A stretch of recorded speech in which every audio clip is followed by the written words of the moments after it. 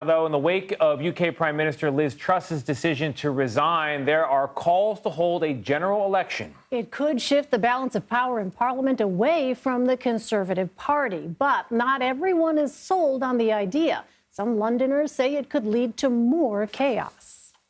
I mean, it's difficult. I don't think there's a way out of this. A general election causes more uncertainty.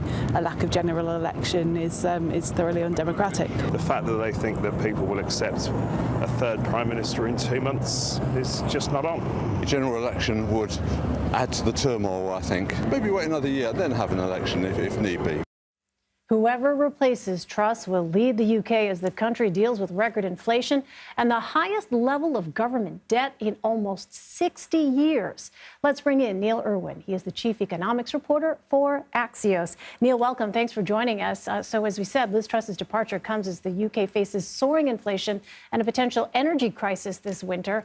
How challenging is it going to be for any incoming prime minister to get Britain's economy back on track? Yeah, this is a really impossible situation. It's a Rubik's Cube that doesn't really have a solution for any British leader who were to come in. The Conservative Party that has governed Britain for 12 years now, very frayed, a lot of competing factions and differing views on what the path forward should be.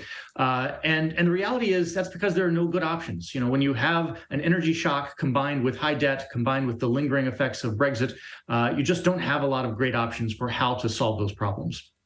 You know, Neil, Americans are watching all this, and I think on the one hand, they're grateful it's turmoil not in their own country, but on the other hand, worried that the economic instability in the UK could affect their retirement accounts and life here in the U.S.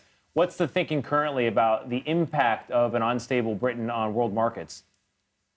You know, in terms of direct effects, it's not huge. Yes, it's a significant country with significant financial markets, but it's not as if, Americans are losing in their portfolios because of what's going on in Britain. That said, what has happened in the UK in the last few weeks has been a real warning call to the United States, to other advanced countries, that the free ride on deficits and debt is not what it once was, and that trying to do something like increase spending or cut taxes, run large budget deficits, that markets may punish you for that, and that there are downsides to that. And so the idea, we just actually today got new budget deficit numbers out of the United States. The idea that it's a free lunch and that you can run large deficits forever no longer appears to be the case. That's the big thing we've learned out of the UK the last few weeks. Yeah, so going forward without Truss, how will the new prime minister's policies shape the UK's economy?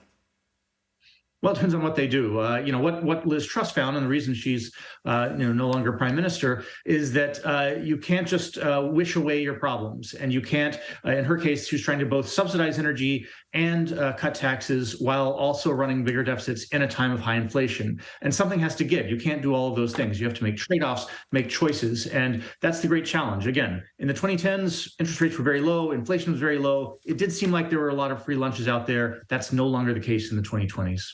Yeah, as you say, a lot of difficult choices, a complex picture. Neil Irwin. Neil, thanks very much. Thank you.